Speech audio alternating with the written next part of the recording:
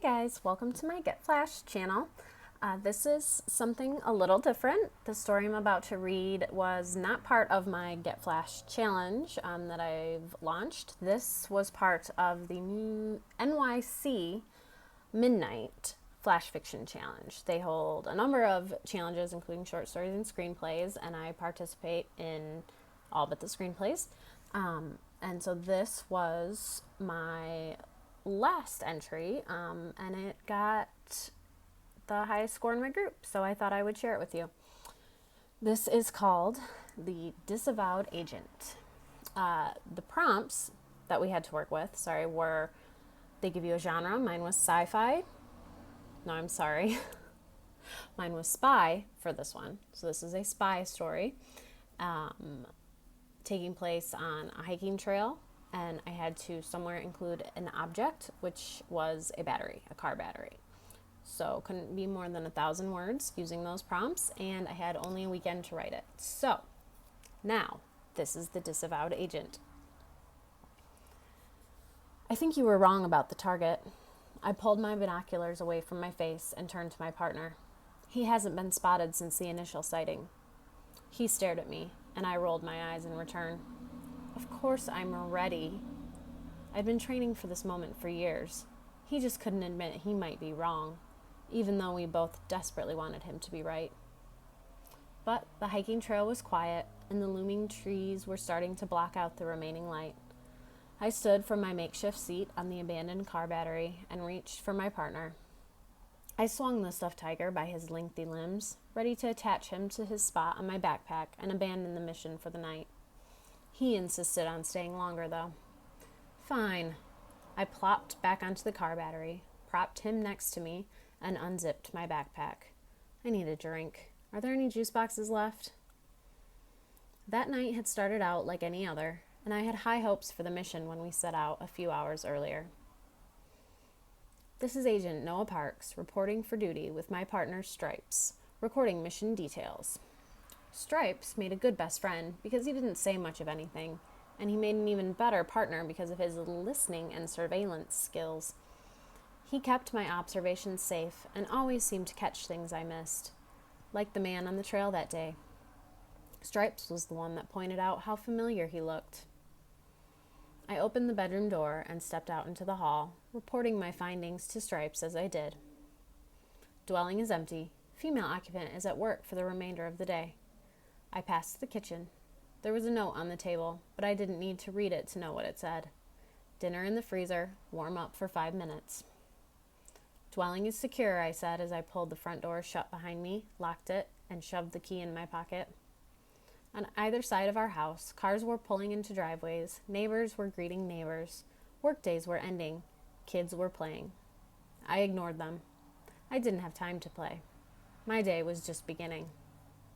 I was okay with the hours I had to put in. When you found your true calling, you couldn't deny it, and mine was practically handed to me the day I discovered why he left. I went into the garage through the side entrance and lifted the main door by hand. The fading evening light revealed the concrete floor, my bike, and then my viewing area as the door rumbled up its rails. I'd set up the old TV and VCR out here to watch the tapes my mom had tried to throw away. Dad left when I was 4, but when I was 5, Mom decided she just couldn't stand to look at the stupid tapes he loved to watch so much. So she boxed them up and set them on the curb. Stripes and I rescued them. We stayed up all night watching movies about secret agents in the CIA. By the next morning, I knew why my dad had left. My mom said he left because he was a quitter. Now I knew he was just protecting us. Life as a secret agent was way too dangerous for a woman and a kid, and so, even though it hurt him, he left. We'd still be miserable if he stayed, she'd said, tossing my frozen chicken nuggets into the microwave and punching the buttons. That's what she said, but I knew what she meant. I threw my leg over my bike, made sure my backpack and Stripes were both secure, and took off down the street.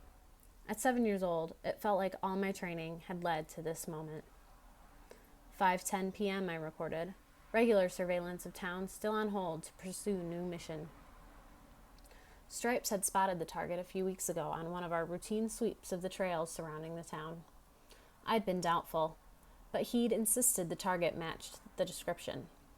I was starting to forget his face, but Stripes had been the last one to see him. I could still hear him whispering his code name for me. "Night, Tiger. Sleep tight," as he tucked his final gift in next to me. The next day he was gone, and I had Stripes. But I knew he'd be back. Once I knew his secret, I decided that when he came back to check on us, I'd be ready to go with him. And I was. Sure, Mom would miss me, but maybe she wouldn't have to work so hard if I wasn't around. And even though Dad hadn't, I'd find a way to send some money. 6:45 p.m. I glared at Stripes, still waiting for Target. It was getting late. We would need to go soon. There were no snacks left, and I was starting to think about whatever frozen meal was waiting for me at home. "Are you sure it was him?" I asked Stripes. He stared. "Okay, I'm sorry, but..." "Wait, someone's coming." They called out. It was a man. I jumped up. A figure scaled the hill. "I have the target in sight," I whispered shakily. I reached down and grabbed Stripes. "Confirm identity. Is it him?" The man turned, and my heart skipped. It was him. I threw my backpack over my shoulder and stepped forward, ready to reveal myself, when he turned again, calling to someone behind him. "Come on, Tiger. You can do it." I froze. My heart stopped. A smaller figure emerged over the hill. The boy was beaming up at the man. "You did it!" He reached down and scooped him up. "Great job, Tiger." I stepped back into the woods, and Stripes slid from my grip. "Mission aborted," I whispered. So that was the Disavowed Agent, and you just got flashed. As always, comments and questions welcome, and be sure to follow me on Facebook and Twitter. Links on the page. Bye.